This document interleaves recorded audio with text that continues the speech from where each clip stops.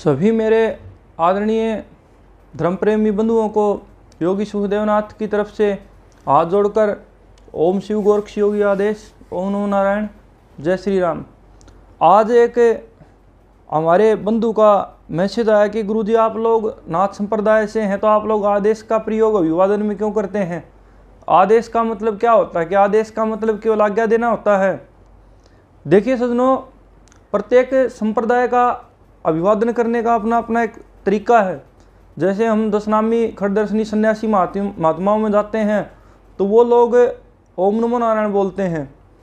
कबीरपंथी भाई जो हैं या दास संप्रदाय हैं वो सत साहिब बोलते हैं। और जिस प्रकार हमारा सिख समुदाय है ये सत श्री अकाल बोलता है।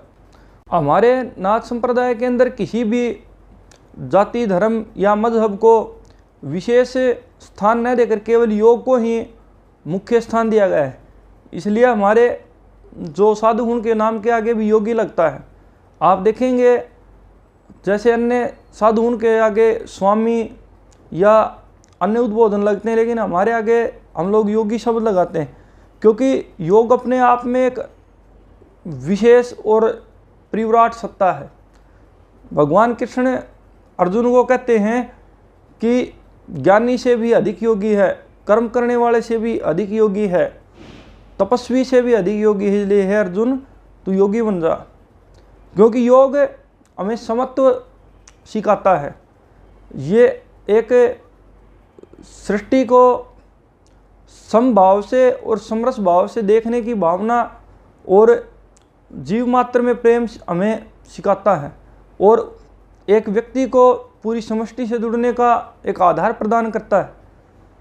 इसलिए नाथ संप्रदाय के अंदर जहाँ तक बात है कि हम लोग अगर कोई सत साहिब बोलता है तो नाथ संप्रदाय का योगी कभी भी ये नहीं कहेगा कि आप न बोलें। हम लोग सभी अभिवादनों को सैर स्वीकार करते हैं। शायद और संप्रदायों का मेरे को इतना पता नहीं है कि वो करते हैं या नहीं, लेकिन मेरे आगे तो अगर कोई महात्मा आया है तो सभी ने मेरे से आदेश प्रणाम की है।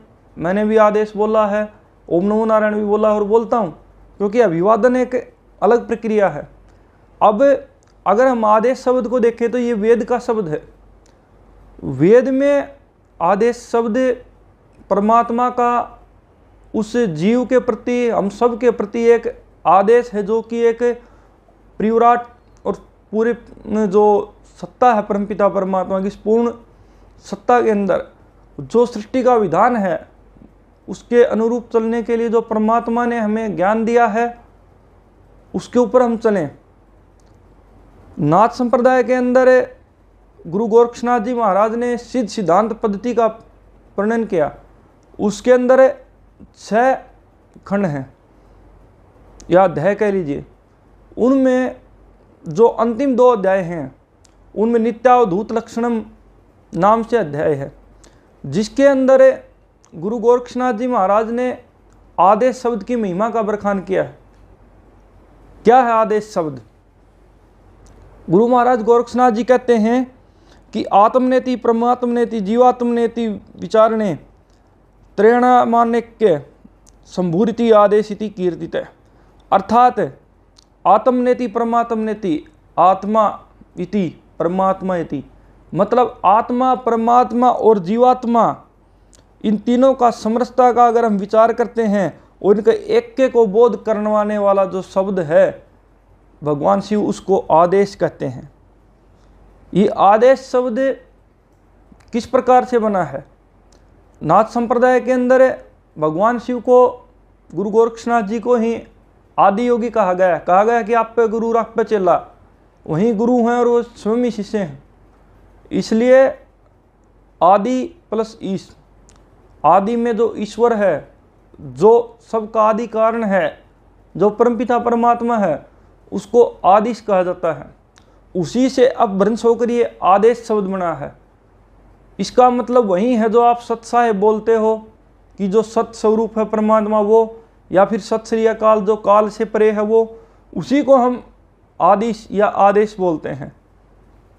इसलिए राम कहिए, आदेश कहिए या कुछ भी कहिए, बात उस परम सत्ता की हो रही है जिसने इस जीव को, सृष्टि को और संसार को बनाया है और उसकी रचना की है।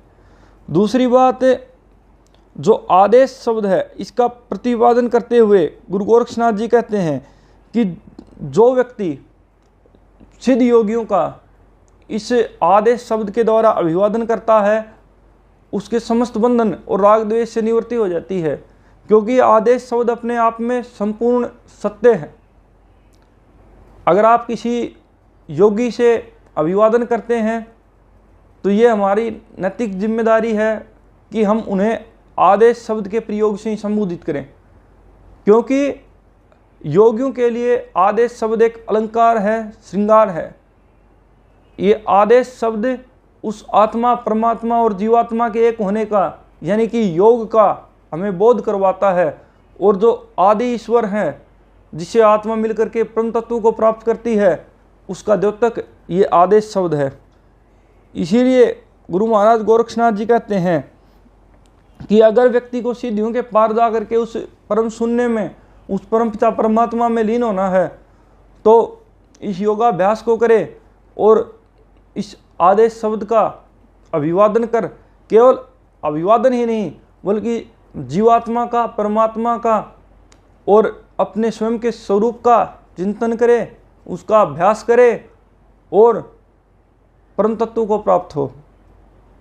इसलिए ये आदेश शब्द आदि ईश्वर भगवान समुजति गुरु गोरक्षनाथ जी महाराज का प्रतीक है, और जो हम ज्ञान स्वरूप में लें तो जिस प्रकार से सिद्धांत पद्धति में नित्यावधूत लक्षणम और 5वां अगर आप अध्याय पढ़ेंगे 5वें 6वें दोनों में अवधूत के लक्षण और आदेश शब्द की पूरी महिमा का विस्तृत वर्णन किया गया है।